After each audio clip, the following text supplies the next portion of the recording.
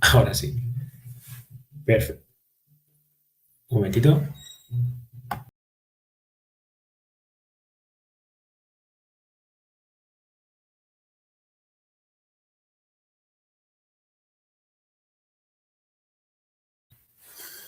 Vale, ya está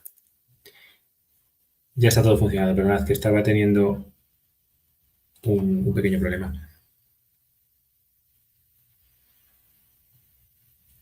Sí, subidlo todo a la plataforma, subid la guía y el curso. Eso es, subid todo el contenido, eso es. ¿Vale? De todas formas, respecto a ese tipo de preguntas más de trabajo final, podéis comentarlas con el otro profesor, ¿vale? Pero no hay ningún problema, sí, dejadlo subir. Y el formato en el que, si lo queréis dejar en formato PDF, pesa menos y vale, vamos, entiendo que vale cualquiera de los dos en todos los trabajos, ¿vale? No hay problema. En formato PDF al final lo ocupa menos o pesa menos, ¿vale? El documento. Vale, respecto a...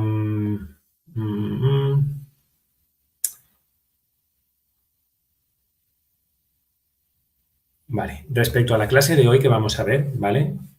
Hoy vamos a ver la última clase de temario, por decirlo de alguna manera, que es el tema 4, ¿vale? Que es inteligencia artificial generativa aplicada a la educación desde un punto de vista ético, ¿vale? Hoy la clase de hoy va a ser única y exclusivamente análisis desde un punto de vista ético, ¿vale?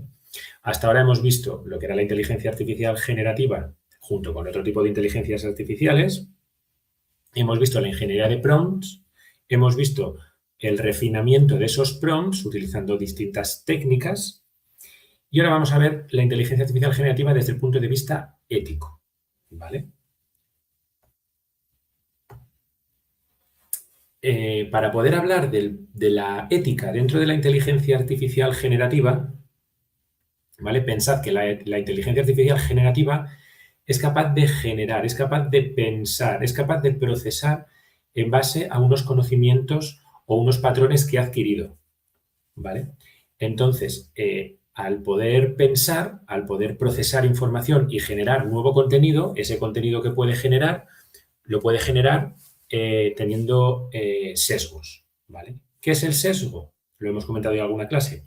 El sesgo es cuando se favorece o se perjudica de forma sistemática y automática, porque entendemos que la inteligencia artificial generativa es un sistema automático, en las salidas del propio modelo. Es decir, cuando estamos favoreciendo o perjudicando a un cierto grupo de forma sistemática en todas las salidas que saca nuestro modelo, estamos produciendo un sesgo, ¿vale? Este sesgo puede venir principalmente por dos motivos o en dos partes.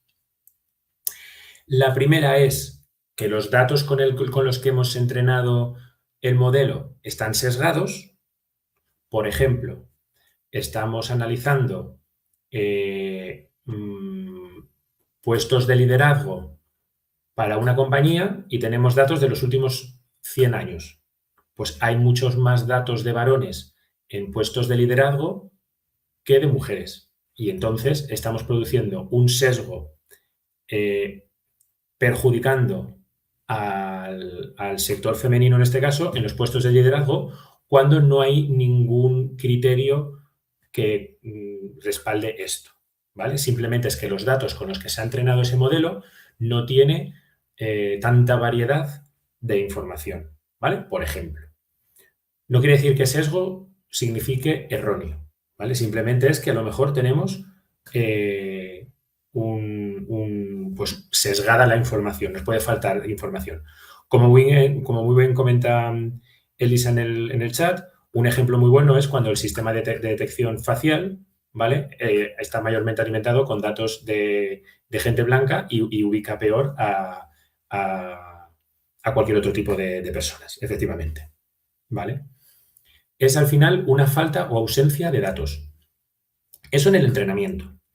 Y luego también otra parte de sesgo lo podemos producir en los prompts, ¿vale? Entonces, ¿cómo podemos detectar esto? Bueno, pues existen técnicas y la principal es el uso común. Siempre la mejor técnica para todo es el uso común. ¿Cómo podemos detectarlo a nivel Práctico, bueno, pues podemos hacer pruebas periódicas, ¿vale? Para evitar o configurar o revisar que no se esté produciendo ningún tipo de sesgo, revisiones manuales, generar informes cuantitativos y métricas de cómo son los valores que nos están devolviendo, ¿vale? Y tenemos que tener en cuenta una cosa muy importante, que hay veces que en un modelo, por eliminar el campo que nos está dando, digamos, problemas, no eliminamos el problema real, porque hay muchas variables proxy, que son variables sustituto, variables relacionadas, que siguen generando ese mismo sesgo, ¿vale? Cuando decimos que se produce un sesgo en los datos de entrenamiento, es justamente pues eso, cuando los modelos aprenden de patrones, pero los datos que tienen, o sea, los patrones que revisan en nuestros datos ya están sesgados. Por lo tanto, la inteligencia artificial los va a sesgar también. ¿Cómo podemos mitigar estos sesgos? Bueno, pues en los 3 puntos importantes a la hora de tener un modelo. Cuando nosotros tenemos un modelo, tenemos siempre 3 partes importantes. La primera, el preentrenamiento, ¿vale? O el entrenamiento del modelo. Antes de entrenar el modelo, tenemos que seleccionar muy bien la información con la que queremos entrenar el modelo. Ahí es donde podemos detectar si hay sesgos o no en nuestra información. Luego, durante el propio entrenamiento, cuando seleccionamos el porcentaje de datos, que suele ser siempre una técnica del 80-20, 80% del dataset para entrenar el modelo y el 20% para testearlo, en esa fase también podemos detectar o mitigar los posibles sesgos. Que una vez que el modelo ya está en el entorno productivo, la única forma que podemos hacer para detectar si hay sesgos es supervisarlo de forma manual y con controles exhaustivos, ¿vale? Siempre para eso trabajamos siempre con monitorización continua. Para evitar que se produzcan estos sesgos, los modelos más comerciales, como puede ser GPT o puede ser Gemini o puede ser Claude, ¿vale? Cualquiera de estos modelos tienen unos sistemas que ayudan a evitar esos sesgos. Esos sistemas se llaman barreras, ¿vale? Son barreras de seguridad. El beneficio que tienen, pues que evitan que se suba contenido violento, de odio o ilegal, y ayuda o aumenta la confianza y la protección de la información. Ahora bien, ¿cuál es el riesgo? El riesgo puede ser que se esté censurando información de ciertos temas que no tengan que ser censurada. Por ejemplo, imaginaos una IA en la que no devuelve información sobre la palabra guerra, aunque estemos trabajando en un entorno educativo, ¿vale? Y luego, una vez visto cómo los sesgos están en el modelo debido al entrenamiento y las fases del entrenamiento, luego tenemos también el sesgo que producimos nosotros al imputar o introducir nuestros prompts. Si nosotros introducimos una pregunta sesgada, la respuesta que nos va a devolver también es sesgada. Es cierto que esas barreras que ya existen protegen también un poco en este sentido, pero es verdad que hay veces que esa barrera se puede saltar, ¿vale? Tenemos que usar prompts neutrales, prompts alternativos, prompts que nos permitan dar distintos enfoques o puntos de vista. Por ejemplo, un prompt malo podría ser ¿por qué los jóvenes son irresponsables? Ahí estamos sesgando y estamos generando un estereotipo. La corrección podría ser qué factores influyen en la responsabilidad percibida de distintos grupos de edad, ¿vale? Luego vamos a, si le preguntáis a ChatGPT o a Claude, por ejemplo, por qué los jóvenes son irresponsables, van a saltar una barrera de seguridad, van a saltar un muro y os va a decir, esa afirmación que estás generando no es correcta o no está bien indicada, ya que no todos los jóvenes son irresponsables del mismo modo que no todos los adultos son responsables, por ejemplo, ¿vale?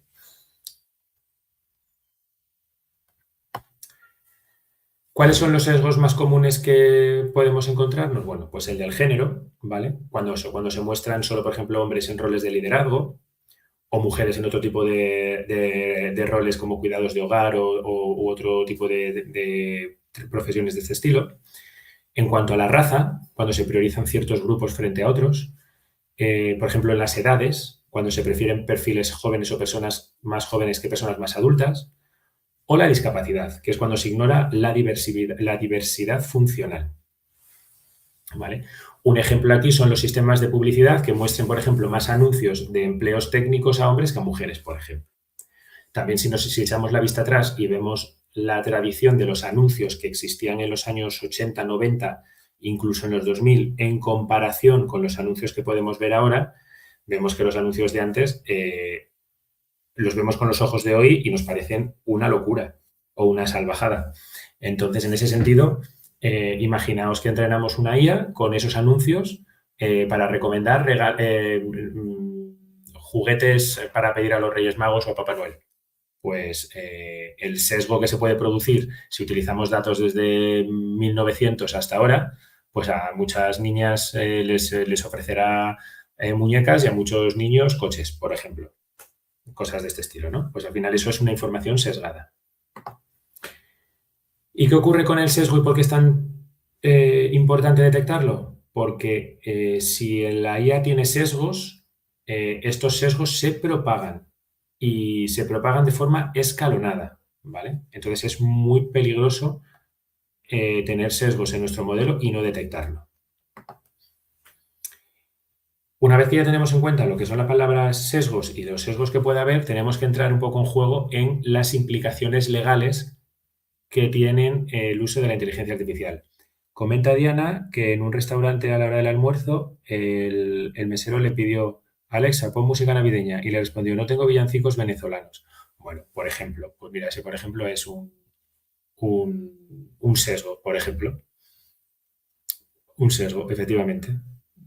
Es que espero que después de este curso y en vuestro día a día, vamos a ver muchos casos como esto que acaba de comentar Diana en el chat, pero después de este curso y en el día a día vais a ver la cantidad de cosas desde el punto de vista ético que no se está teniendo en cuenta la gente a la hora de generar contenido con inteligencia artificial. Y es que es algo que está como muy, o sea, es decir, muy de moda, muy en nuestro día a día. Es cierto que evoluciona la IA y lo vamos a ver en las siguientes diapositivas, la IA evoluciona muy rápido.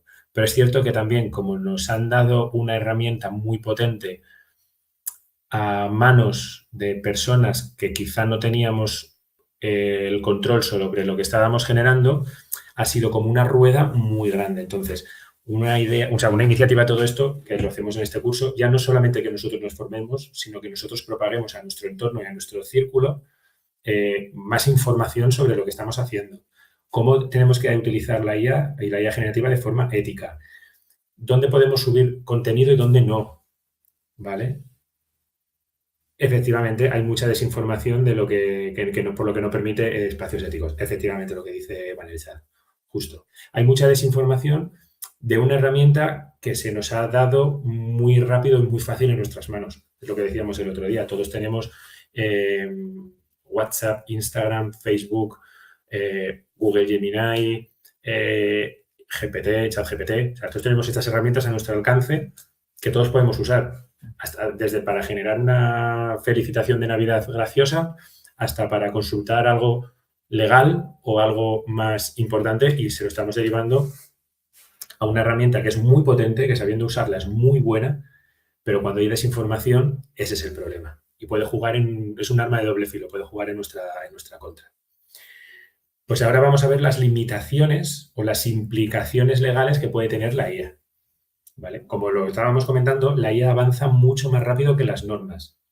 Y hay muchas lagunas o vacíos legales que siguen abiertos. ¿Vale? Los principales focos que ahora mismo todos los países están poniendo en práctica en cuanto a temas legales de la IA es sobre la propiedad intelectual, sobre el uso inapropiado, que es la parte de desinformación o la parte de deepfakes, sobre la transparencia y sobre la responsabilidad.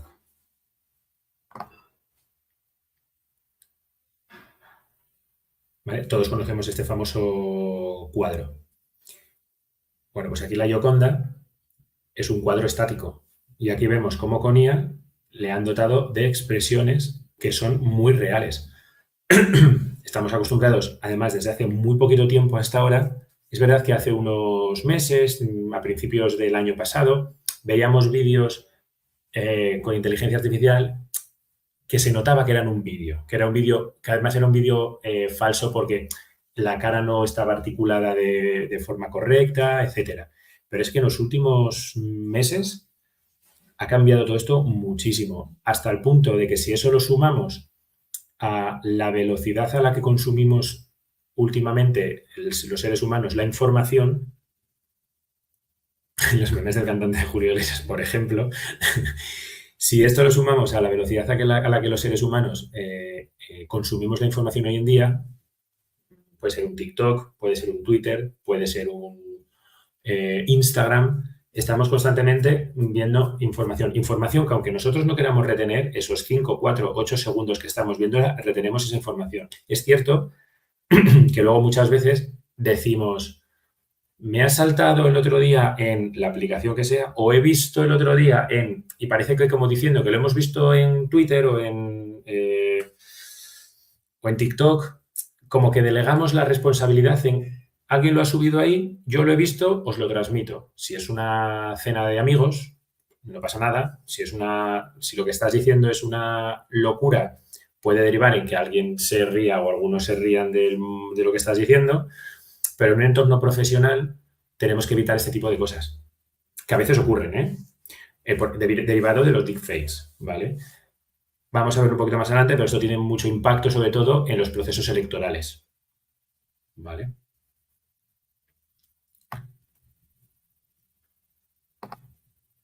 Entonces, respecto a la propiedad intelectual, ¿vale? Tenemos que tener en cuenta que los modelos están entrenados con gran cantidad de volúmenes de información que han encontrado en Internet. Parte de esa información puede estar protegida por derechos de autor y no saberlo. El riesgo es que generemos información, outputs, melodías, logotipos, textos, etcétera, con parte de contenido protegido. La consecuencia, pues que la empresa o usuario propietario de ello puede denunciarnos. ¿Cuál es la recomendación? Lo que decía al principio, uso común. Antes de generar cualquier contenido, tanto visual como textual, revisar las fuentes donde viene, revisar si eso es nuevo o no. Es uso común, ¿vale? Pensad que le estáis enseñando, que eso que estáis generando no lo estáis entregando en unas actividades de un máster o a un cliente que necesitas entregar algo en 10 minutos para... No, pensad que estáis entregando a alguien que tengáis empatía cercana, un familiar, un amigo, lo que sea. ¿Cómo os gustaría que esa persona recibiese esa información y la pudiese procesar? ¿Vale? Pensad más en ese sentido. Respecto al uso inapropiado, es lo que os comentaba antes. Muchos de nosotros estamos acostumbrados a ver deepfakes que tienen o sea, si no está muy bien contrastada toda la información que recibimos, ese tipo de noticias de noticias falsas pueden llevar a riesgos reputacionales, lo que decía, también a nivel personal, pero sobre todo a nivel electoral. En las elecciones en los países cada vez aparecen más memes, que lo llamamos memes y parece como que es algo gracioso, y dependiendo de la ideología política de cada una de las personas, ve graciosas quizás las del otro bando, pero pensad en la responsabilidad y en la reputación personal de la persona que está saliendo en ese vídeo. Entonces, eso es importante. Comenta Claudia que lo están viviendo ahora. ¿Dónde estás tú ahora, Claudia? En Colombia. Es que cada vez que llega un proceso electoral,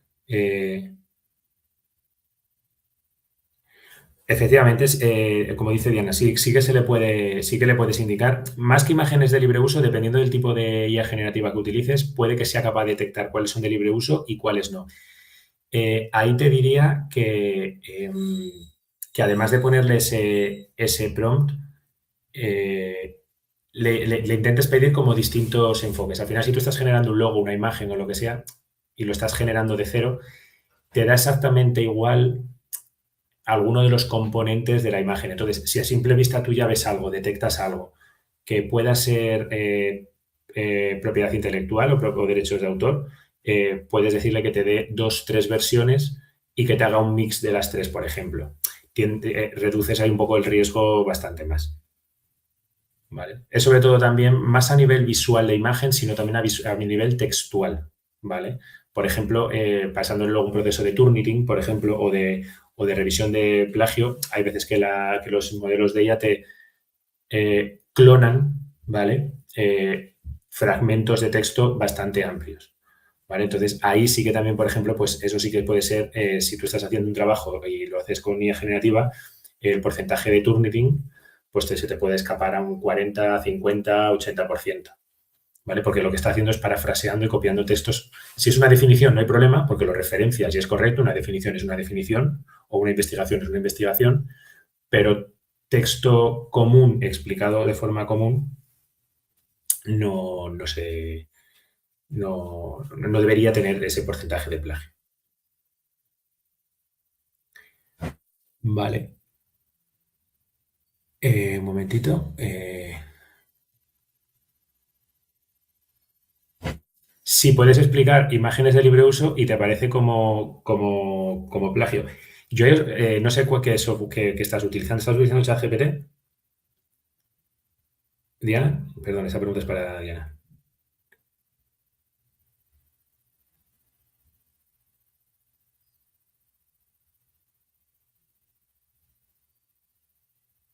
De todas formas, esa... Ah, vale, era un comentario general, vale, disculpa, perfecto, eso es. Sí, yo ahí os diría, si en ese sentido tenéis esas dudas, probad lo mismo en varios, en ChatGPT y en Claude, por ejemplo, en ChatGPT, Claude y Google Gemini, por ejemplo. Esto nos ayuda también a verificar y siempre pedirle las fuentes, que nos diga de dónde está sacando esa información. O, por ejemplo, la información visual, cómo ha creado esa composición. Porque eso también nos va a decir un poco, pues si de repente te saca un cuadro de un pintor conocido o lo que sea, ahí sí que nos vamos a jugar con más información. La idea o el problema que tiene la inteligencia artificial generativa es esa caja negra que no sabemos qué es lo que está haciendo por debajo. ¿Vale? Pero si le podemos pedir, pues eso, que nos devuelva distintos puntos de vista, que nos diga de dónde está sacando el texto, etcétera, etcétera, pues eso nos ayuda a reducir ese porcentaje de Turnitin. ¿Por qué os decimos todo esto? Porque la responsabilidad, según las leyes actuales, la responsabilidad es del último usuario que la crea, o sea, es del usuario, nunca es de la máquina. Cuando usáis ChatGPT o cualquier solución de estas, en la parte de abajo está, te dice ChatGPT, igual que digo ChatGPT, pues o cualquiera, puede producir errores. Y cuando firmas los términos y condiciones, también en alguna parte te dice que, bueno, que la información no tiene por qué ser 100% exacta. Al final es una forma de protegerse ellos, el modelo, y la verdad es que nosotros como usuarios tenemos que protegernos de que lo que nos devuelva tiene que estar bien. ¿Vale? Entonces, ¿cuál es la recomendación? Bueno, pues primero, sentido común, sentido humano. Revisar la información, no creernos todo lo que nos devuelva. Creer, confiar, pero verificar en otras webs, en los enlaces, verificar. No hace falta que verifiquemos todo, pero sí, bueno, pues una verificación exhaustiva. El tiempo que no invertimos en redactar, en generar, en escribir, lo tenemos que invertir en revisar, ¿vale? Esto pasa tanto en redacción y generación de texto como generación de código de software, etc. ¿Qué más tenemos que tener? Bueno, tenemos que tener cláusulas, por ejemplo, con nuestros proveedores. Tenemos que tener unos ciertos seguros que nos cubran en caso de que pase algo y unos protocolos de respuesta en caso de que haya algún incidente. Respecto a la transparencia, ¿vale? Todos aquellos sectores como la salud, derecho, periodismo, todos aquellos sectores que son regulados tienen que indicar qué contenido han hecho con inteligencia artificial. Ocultar el uso de inteligencia artificial puede ser ilegal.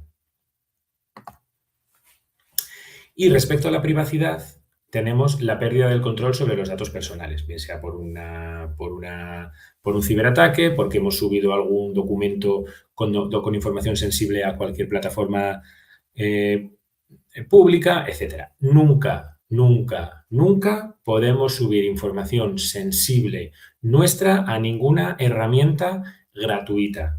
Ni a ChatGPT, ni a Claude, ni a Google Gemini, ni nada. Nunca podemos subir nuestra nómina, nuestro DNI, nuestra tarjeta de crédito. Nunca podemos subir nada de esa documentación a nuestras cuentas free de este tipo de sistemas. Porque cuando firmamos cuando firmamos los acuerdos y aceptamos todos los términos y condiciones, sin leerlo muchas veces,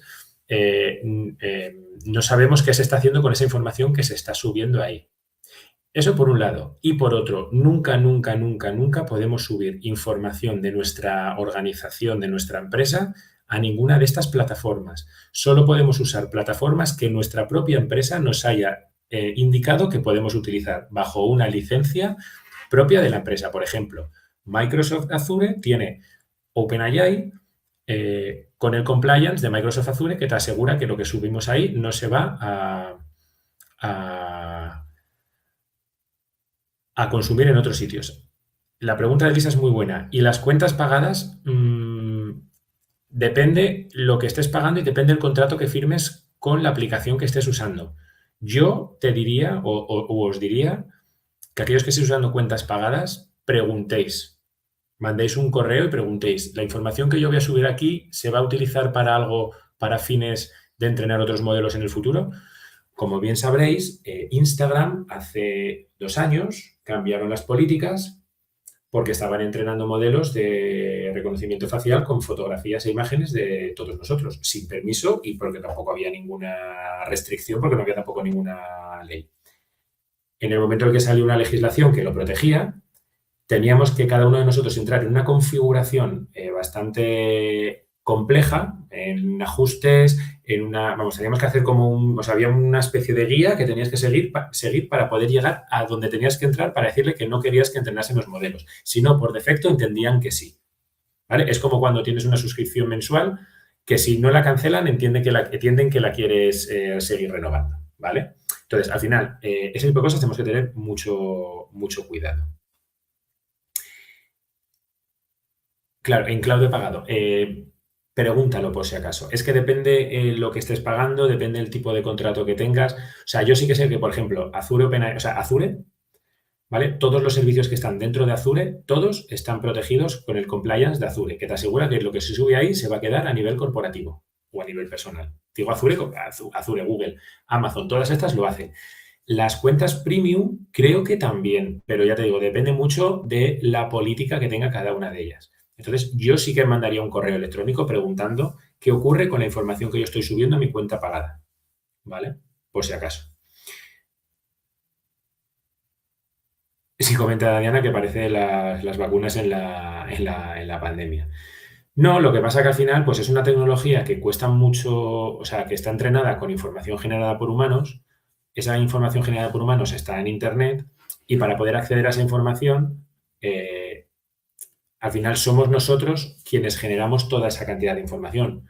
¿Cuáles son los modelos con más acceso a información? Pues, por ejemplo, WhatsApp e Instagram, el modelo de Meta, ¿vale? Al final es un modelo muy potente porque está entrenado con muchísima información, tanto de imágenes como de texto, como de audios, que generamos nosotros mismos de forma cotidiana todo el tiempo. Entonces, es normal que se entrene con ese tipo de información. Claro, y esa es muy buena pregunta la que comenta Lisa, y que cuando uno deja de pagar la aplicación, esa información quedaría liberada. Esa es una muy buena pregunta. No debería, porque tú mientras estás pagando un servicio, esa información no debería estar ahí. Ahora bien, las imágenes que nosotros subimos en nuestras stories, por ejemplo, en Instagram, que dura 24 horas y luego desaparecen, esa story que subimos, ¿qué pasa con ella? ¿Creéis que de verdad se elimina de todos los registros de Internet o que se guardan en algún sitio, pues por lo que sea? Es que eso es complicado. Entonces, no debería pasar. No debería pasar que si tú estás pagando una licencia y luego dejas de pagarla, todo lo que hayas hecho pasado lo pueda, o sea, no se podría filtrar. Eso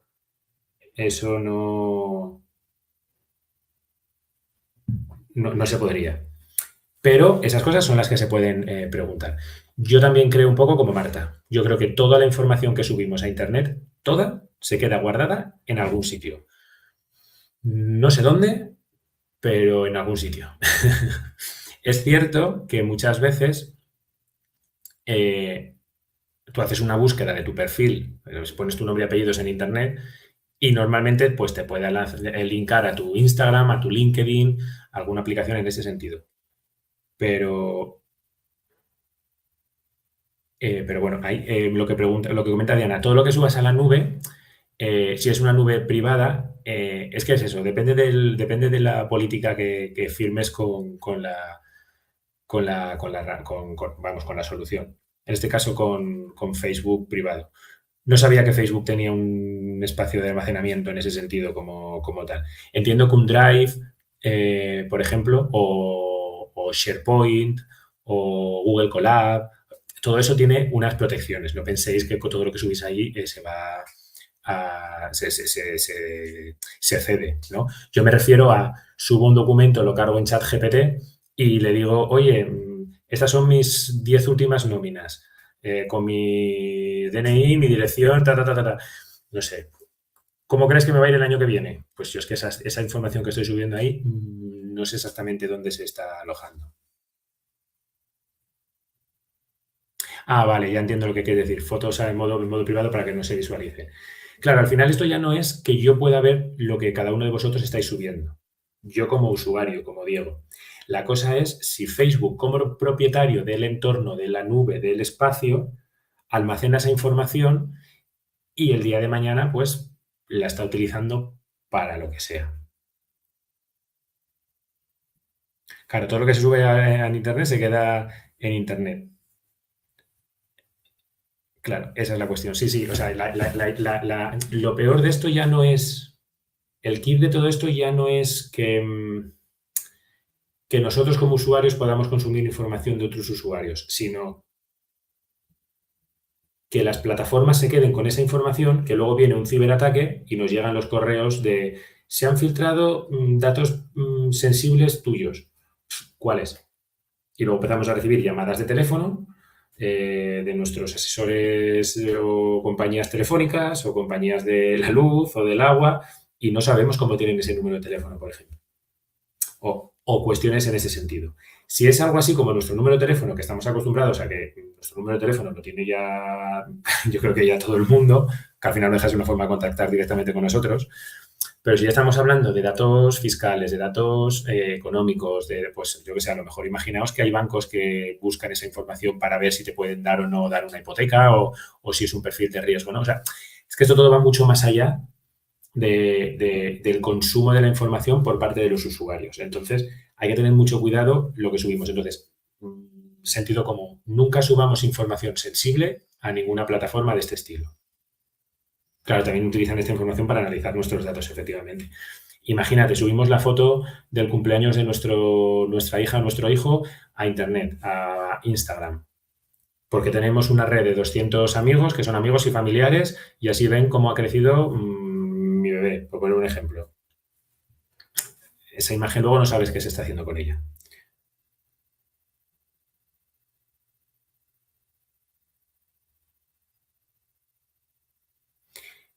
No, no, no te asustes, Elisa. A ver, pregúntale a Claude. O sea, quiero decir, es en general, ¿vale? O sea, es en general. Eh, si alguien utiliza sistemas en este sentido para esto, yo solamente os digo que tenéis que tener un pago de aplicación que os aseguren en el compliance que la información que vosotros vais a subir ahí no se va a utilizar para entrenar el modelo en un futuro. ¿Vale? Al principio de la aparición de GPT, hablamos de GPT 2.5, algunas empresas subieron datos financieros suyos personales para hacer cualquier prueba y luego otras personas, cualquiera de nosotros, hacíamos preguntas sobre esa empresa y datos económicos y nos salían los datos. ¿Vale? Porque ahí sí, pues no había tanta seguridad, estaban lanzándose estas herramientas a nivel de pruebas de concepto y demás. Entonces no estaba tan preparado, ¿vale? Pero es lo que decimos, no se puede subir información sensible a este tipo de herramientas. Vale, luego tenemos también técnicas para proteger la privacidad, ¿vale? Pero bueno, al final son técnicas que ya se aplican en estos modelos, ¿vale? ¿Qué riesgos, impactos y acciones legales pueden ocurrir? Bueno, pues el primer riesgo es la ausencia de la supervisión humana, es decir, la ausencia del sentido común, ¿vale? Que esto puede implicar en una responsabilidad legal y en el uso de los datos de forma malintencionada. Acciones legales, pues dependiendo de lo que subamos, con el contenido que sea, pues nos pueden demandar nuestros clientes, nos pueden demandar las administraciones públicas, etcétera. Pero la inteligencia artificial generativa no tiene solo impactos negativos, tiene muchos impactos positivos. Simplemente estamos hablando desde este punto de vista de la inteligencia artificial generativa para que lo veamos como una herramienta positiva haciendo las cosas bien, ¿vale? Muchas veces por no reescribir un texto, a lo mejor subimos un fichero entero donde vienen pues nuestro DNI, etcétera, etcétera. Pues a lo mejor es mejor dedicarle 10 minutos a revisar el documento y quitarle ciertos datos y al final, por ejemplo, el ejemplo que nos comentaba Elisa, pues si tú sabes que son tus datos y no le das ningún otro tipo de información más que datos numéricos de lo que sea, el modelo te va a funcionar exactamente igual sin saber que todo eso pertenece, por ejemplo, a Elisa o a Diego o a cualquier otro compañero que estamos aquí. ¿Vale? Entonces, te diría, si hacemos alguna prueba de esas o alguna cosa así, pues que anonimicemos o que quitemos algo que le permita al sistema vincularnos a ese tipo de datos. ¿Vale? Al final son herramientas que tenemos que utilizar y explotar de forma muy potente. Entonces, bueno, pues la funcionalidad que nos da es muy buena, pero también tenemos que tener en cuenta esa parte ética. Os cuento todo esto porque ahora vamos a ver una serie de casos reales, ¿vale? Por ejemplo, Amazon tenía un sistema de reclutamiento que penalizaba, por ejemplo, a las mujeres hasta el 2008, por ejemplo. En Estados Unidos se hacían evaluaciones judiciales que estaban muy sesgadas, ¿vale? Contra las personas afroamericanas. La aplicación Google Fotos, que es la que hacía los etiquetados automáticos de las imágenes que subíamos, etiquetaba de forma racista en 2015 a las personas negras y las etiquetaba como gorilas, por ejemplo.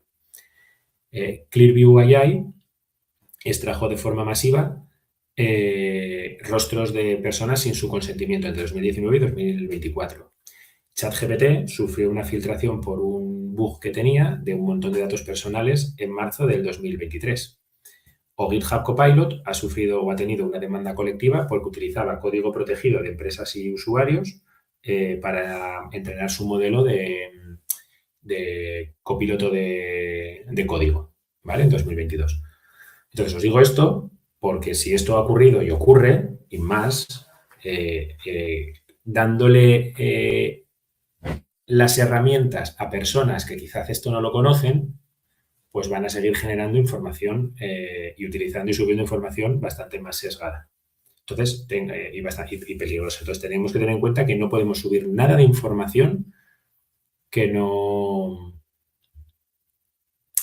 Nada de información que no sea. O que sea en este caso sensible. Y lo importante y con lo que nos tenemos que quedar es que el usuario final siempre es el responsable del contenido que se genera. Un alumno que utiliza inteligencia artificial para realizar un trabajo y este trabajo resulta plagiado, puede obtener una sanción académica. ¿Vale? A nivel de las regiones, cada país tiene su propia legislación respecto a la inteligencia artificial generativa. Más o menos todas ellas están un poco alineadas en el AI Act. ¿Vale? ¿Y qué recomendaciones podemos decir en torno a esto? Bueno, pues las principales recomendaciones es, lo primero, sentido común. ¿Vale? Luego, implementar mecánicas, metodologías, tests para evitar que no haya sesgos en los modelos. Tener siempre una trazabilidad de todos los modelos, documentar muy bien todos los modelos. Otra parte muy importante, cualquier persona que vaya a utilizar IA, formarla y educarla a nivel profesional, a nivel corporativo, a nivel de nuestra empresa, que nos enseñen, que nos digan qué herramientas tenemos que usar, cómo, ¿vale? A nivel particular, a nivel usuario, tenemos que ser conscientes de qué estamos utilizando y cómo lo estamos utilizando, ¿vale? A nivel corporativo también establecer métricas y políticas que eviten subir cierta información a este tipo de sistemas y como seguramente en algún momento ocurrirá que se filtre o que se envíe o que se suba alguna documentación que no se debería, pues tener protocolos de respuesta rápida y legal y comunicar ante cualquier tipo de incidente. ¿Vale? Perfecto. Dicho esto, ¿alguien tiene alguna duda, alguna consulta?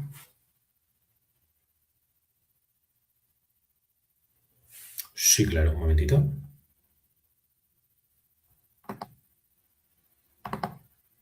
Un momentito, un momentito.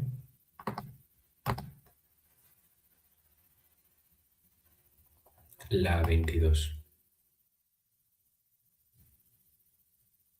Sí.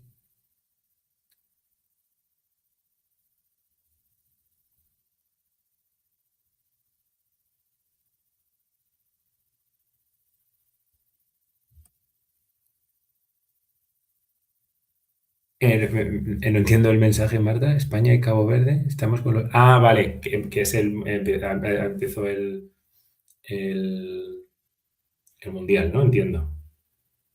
Lo del Mundial, vale. Bueno. Estad atentos a que no se generen noticias fake, ¿vale? De cualquier cosa que pueda pasar en todo el Mundial. Y, y con lo que habéis aprendido, intentar detectarlo ahí. Vale, estoy en la diapositiva 22, Miguel Andrés.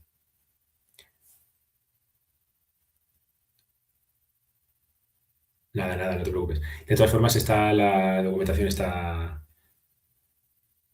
subida. Esta slide es un poco la responsabilidad legal que pide cada una de las grandes regiones o áreas en cuanto a temas de inteligencia artificial.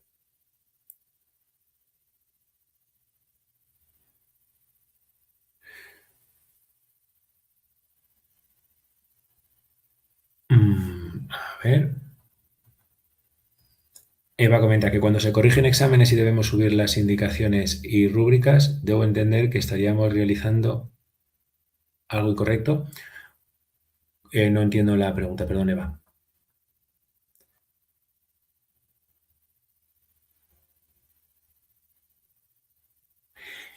Mientras Eva comenta eso, voy a comentar la que ha subido Elisa. Efectivamente, hay modelos que por estar en un lugar, o sea, hay competición entre modelos que por estar en una región o en otra, no juegan en la misma, iba a decir la misma liga, no juegan en la misma, con las mismas competencias, ¿vale?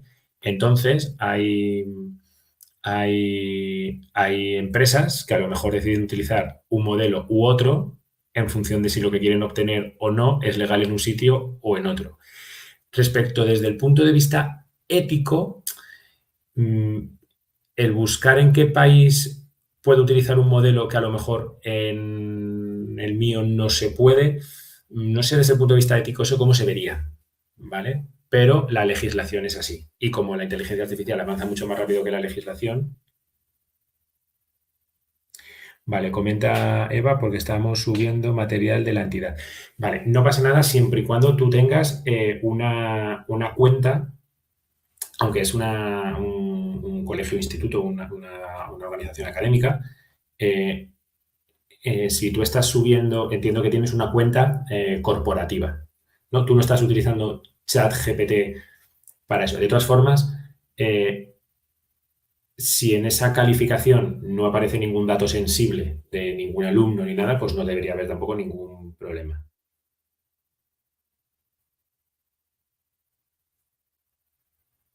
Exactamente, como dice Elisa, si hay países que son paraíso fiscal, no va a haber paraísos en la IA. Pues efectivamente, pero como esta clase va en respecto a la ética, no sé si debería haber paraísos fiscales y paraísos de IA. Eso ya es, pero los países lo aceptan y lo tienen. Entonces, claro, al final lo mismo, ¿no? Recae sobre el usuario, sobre nosotros, pues que decidamos si queremos utilizar un paraíso fiscal o un paraíso de IA o no.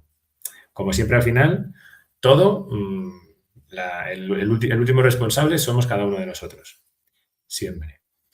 Miguel Andrés pregunta que cuál es la mejoría para ajustar un trabajo a menos páginas, es decir, de 90 a 50. Bueno, teniendo en cuenta que puede ser también desde un punto de vista ético por el ahorro de papel y de tala de árboles, ¿vale? Vamos a pensarlo en ese sentido. Si quieres reducir el tamaño de páginas, puedes utilizar cualquiera de las IAs, te ayuda a reducir. Eso no hay ningún problema. Y a generar más contenido también. Yo, por ejemplo, para todo tema, digamos, académico o social o educativo, a mí me gusta mucho Claude. Yo utilizo mucho en mi día a día Claude, por ejemplo. ¿Vale? Ahí, en ese punto, cuando vayas a hacer esa reducción de 90 a 50, una vez que lo revises, revisa bien las fuentes de las que estás sacando la información, porque a lo mejor tu trabajo de 90 páginas estás cogiendo información de ciertas fuentes que son muy importantes y a lo mejor justamente te va a reducir y te va a quitar de esas fuentes. Entonces, a lo mejor en tu prompt le tienes que decir que tenga sobre todo especial importancia o fijación en las fuentes que vienen de tal autor o tal autora, ¿vale?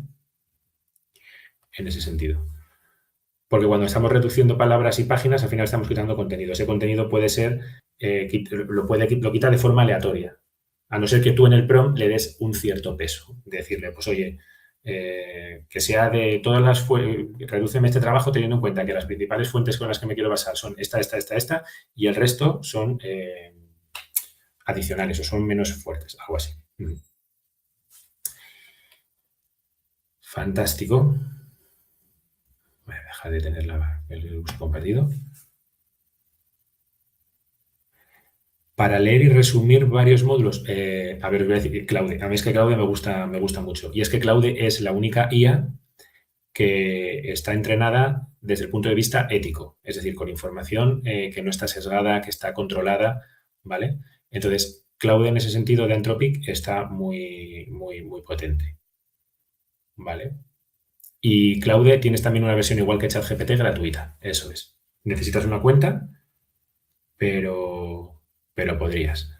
Vale, un momentito.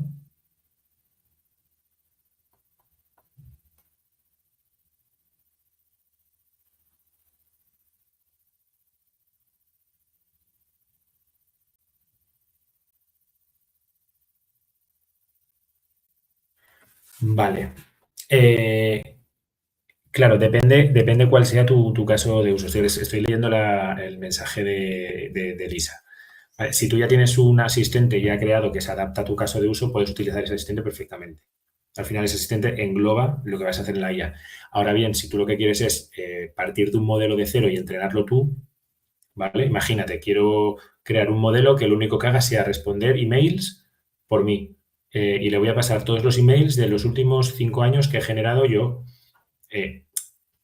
Puedes pasarle y entrenar tu modelo con esos emails. Lógicamente, el coste de entrenar tu modelo de cero de inteligencia artificial generativa, entrenar un modelo de este estilo, es una barbaridad, son carísimos. Entonces, muchas veces hay que buscar esa balanza. ¿Claude es diferente a ChatGPT? Sí, son distintas organizaciones. ChatGPT es de OpenAI y Claude es de Anthropic. Es otra organización, ¿vale? Es como Meta AI o Google Gemini o lo que sea.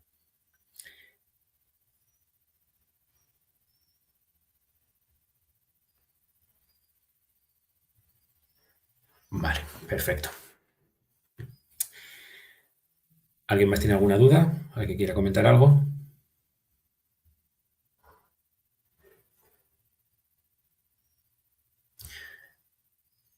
Perfecto. Pues si no hay ninguna duda más, lo dejamos aquí. Me alegro mucho por las palabras. Recordad el formulario que os he pasado y la encuesta que podéis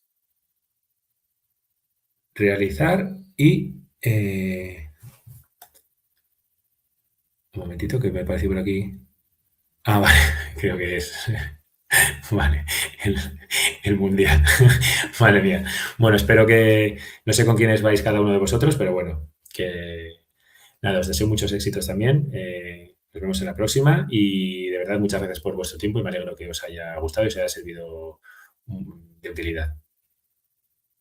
Sí, os vuelvo a compartir ahora mismo el link en unos instantes antes de que os marchéis. Un momentito.